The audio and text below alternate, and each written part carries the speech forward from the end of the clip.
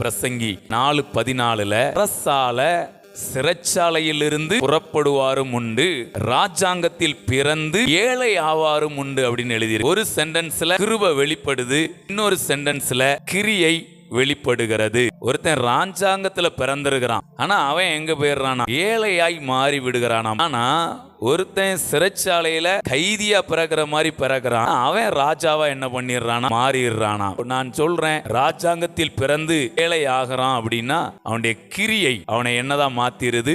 ஏழையாய் மாற்றி விடுகிறது. சோ ஒருவனுடைய கிரியை அவனை ஏழையாய் மாற்றி விடும் என்றால், தேவனுடைய கிருபை ஒருவனை ராஜாவாய் நிச்சயமாய் மாற்றும், அவனை ஐஸ்வர்யவானாய் மாற்றும். கிறிஸ்தவருடைய வாழ்க்கையில, யோசேப்பினுடைய வாழ்க்கையில பார்க்கலாம். அவனுடைய பின்னணியத்தை பார்த்தீங்கன்னா சிறை கைதிகள், அடிமைகள். ஆனா அவங்க அதிபதியா மாறுறாங்க, அவ ராஜஸ்திரியா என்ன மாறுறா. இதுக்கெல்லாம் காரணம் என்ன அப்படின்னா தேவனுடைய கிருபை.